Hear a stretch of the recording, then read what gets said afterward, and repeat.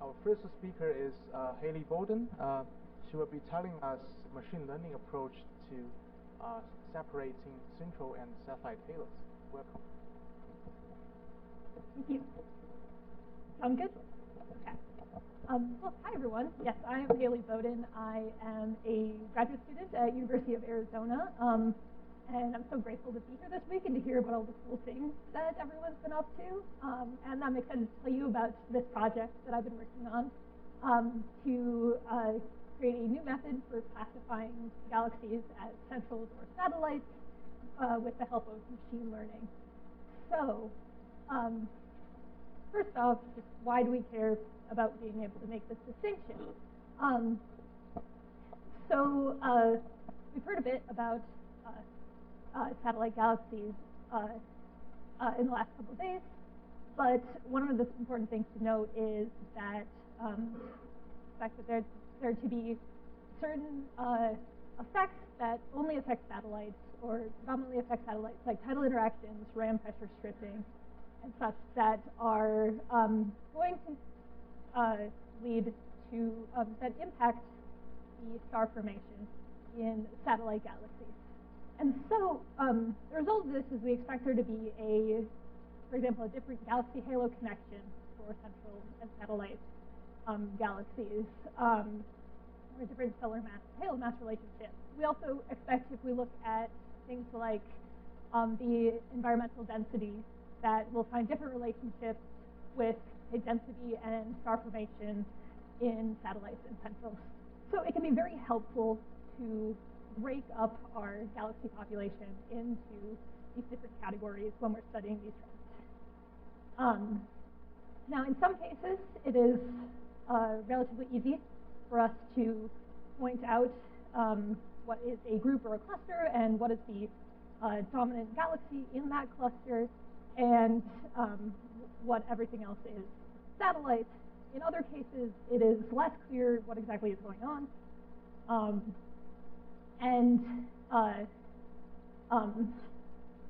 This can be an issue if we're trying to understand exactly what these effects are.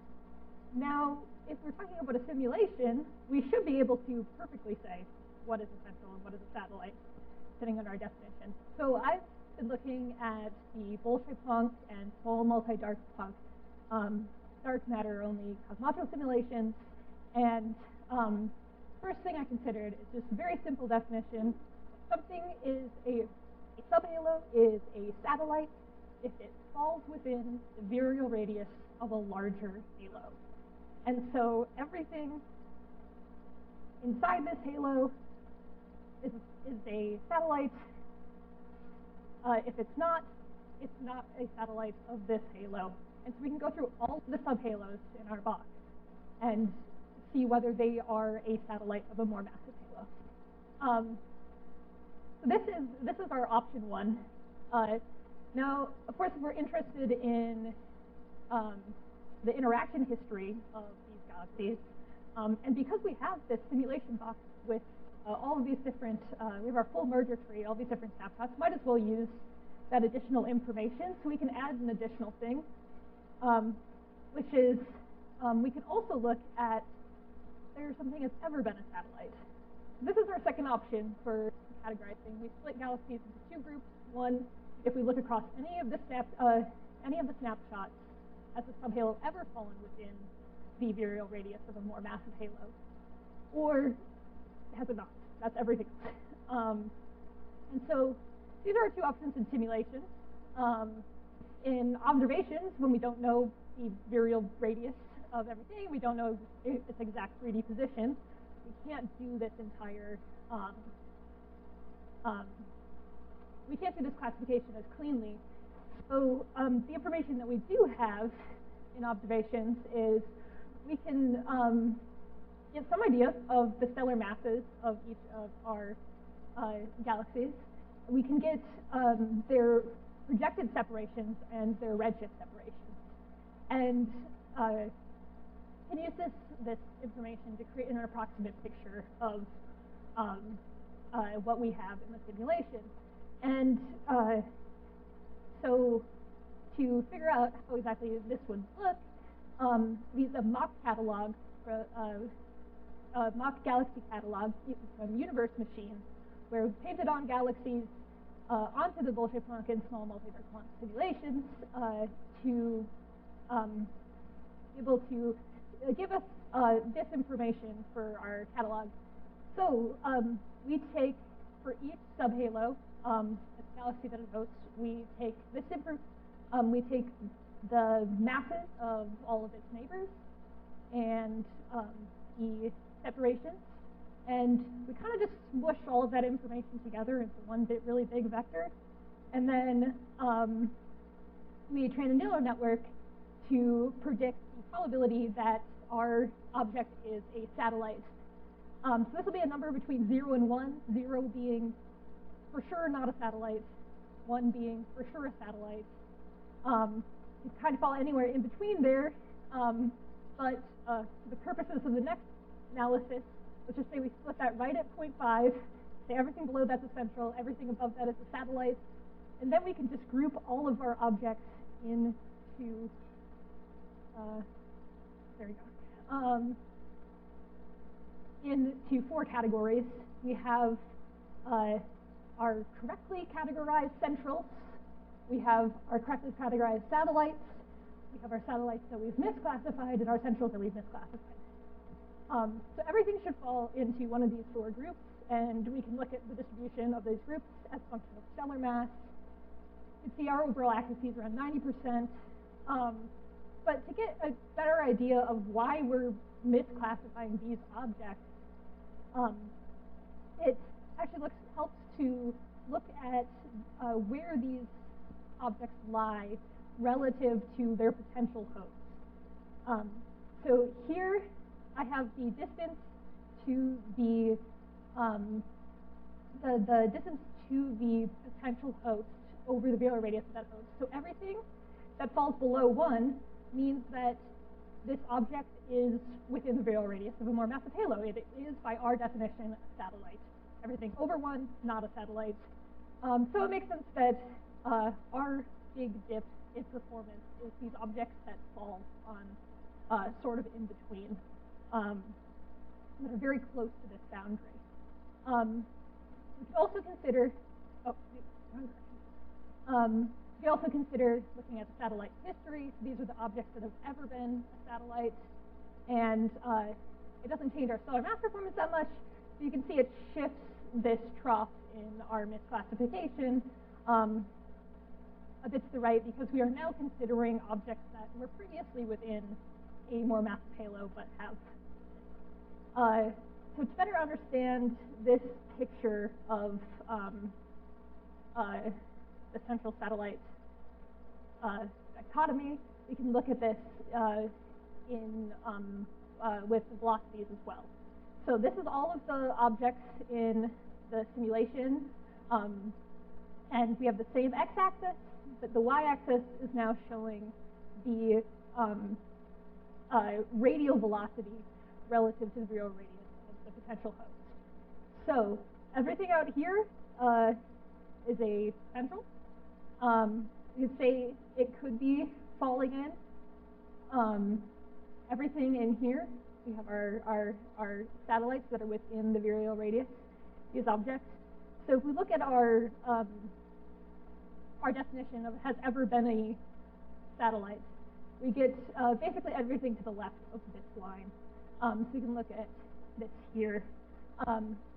And so objects that fall here are, within the virial radius of a more massive halo. Objects that fall here have passed through the virial radius of a more massive halo, and objects here are out here doing something. They're not necessarily associated with this halo. So we don't have this full velocity space information that we're giving to our neural network. So it's maybe more fair to think about just the absolute value of that radial velocity. And so here is just the satellite fraction, again, the absolute value of this velocity. And we can look at our prediction accuracy versus this. So of course, along this line, this one line, like we had before, this is where our lower accuracy is. We also have these objects down here, which are like flybys. They work through the, did pass through the they did pass through the radius of a more massive halo, but there's nothing about their current position that tells you that. And we also have our objects here, which are kind of on the border. And we're not sure whether they are, on their first infall or they've just left their first infall.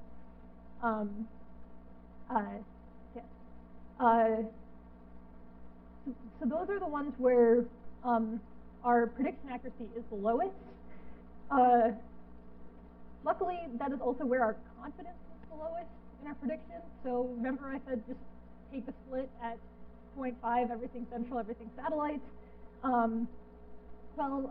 There's objects that are closer to 0.5 in there where the network is more uncertain as to what this object is. And so you could look at the prediction confidence and say like, okay, yes, objects out here, we accurately predict and we predict them with fairly high confidence.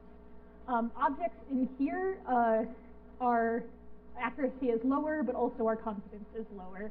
So if we only consider the higher confidence objects, we get a much higher, we get a much accuracy as well. So the things to consider there are, like, one, for the objects where it's very clear whether this is a central or satellite, this method works pretty well. But there are objects that fall kind of on the boundary of this classification, and it might make sense to include, say, a third category or to consider what, how exactly we're doing this classification in those cases. Now, before I go to my conclusions, I just wanted to include some quick other things that you can do with this same environmental and math information that we used for the central and satellite prediction, which is we know that the environment has information about the secondary halo properties, like the accretion history and the concentration of the halo.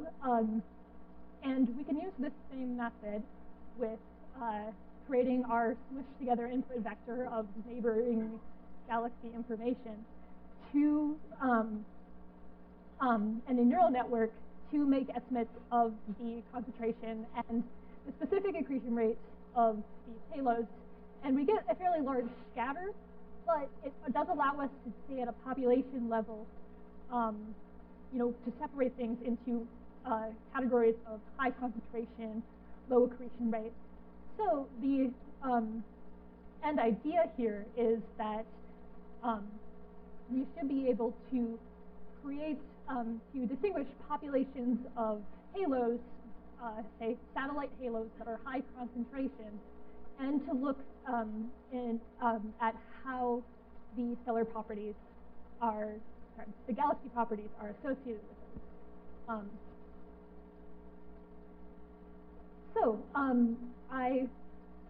My main point is that yes, we can use this information to classify galaxies as central or satellites, fairly high accuracy. We can also probe a bit into the history of the subhalo by and get some of this information that is further back in the merger tree. Moving forward, the plan is to apply this method to an observational survey. Specifically, I'm looking at applying it to the Gamma, the Galaxy Mass Assembly Survey, which is very highly complete, to learn about how galaxy properties like star formation rates are tied to environment or halo properties for these two different populations of galaxies. And I'm also very excited to learn more halo properties. Thank you. Questions, and remember to say your name and the affiliation first. Hi, my name is Christian. I'm from Princeton. I think you know what kind of question I'm going to ask, and it is, this seems oversimplified. Why not use a graph neural network for doing this?